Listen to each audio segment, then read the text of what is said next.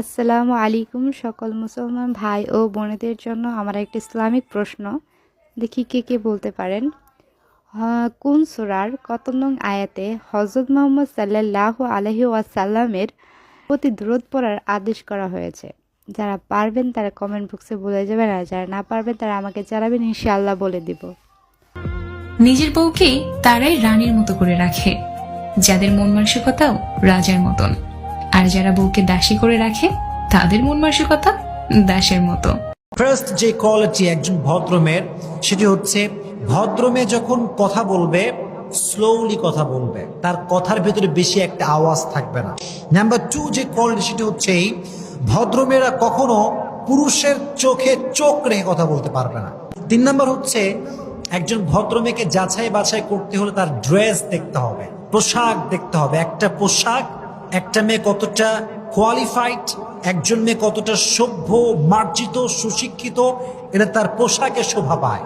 4 নম্বর উপায় হচ্ছে ভদ্রমেয়েরা সাধারণত সেলফ সেন্টার্ড হয়, আত্মকেন্দ্রিক হয়। আপনি দেখবেন ভদ্রমেয়েরা বাসার থেকে বেশি একটা বের হয় না। 5 নম্বর হচ্ছে ভদ্রমেয়েরা কখনো স্টার জলসা বা জি সিরিয়াল কি কি আছে না এইসব টিভিতে দেখায়, ভদ্র মেয়েরা, ভদ্র ঘরের মেয়েরা এই সমস্ত সিরিয়াল দেখতে পারে, এটা দেখতে পারে না। 6 নাম্বার ভদ্র মেয়ের স্বভাব হচ্ছে কখনো সে হিংসুক হয় না। 7 নাম্বার ভদ্র মেয়েদের বন্ধু বান্ধব বেশি হয় না।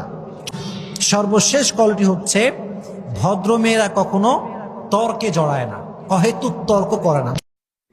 সেই লোকদের দেখো যাদের ভাগ্য তোমার চেয়ে খারাপ, সেই সব লোককে দেখো না যারা তোমার চেয়ে বেশি ভাগ্যবান। তা না হলে তোমরা আল্লাহ তাআলাকে স্মরণ করো।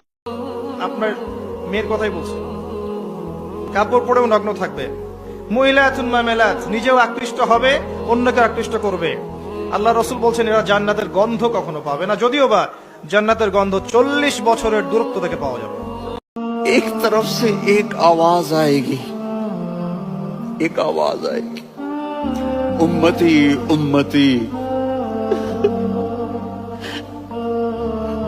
वाह या रसूल अल्लाह, हम आप पे कुर्बान जाए।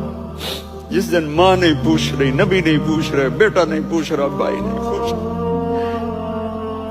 या रब्बे उम्मती उम्मती।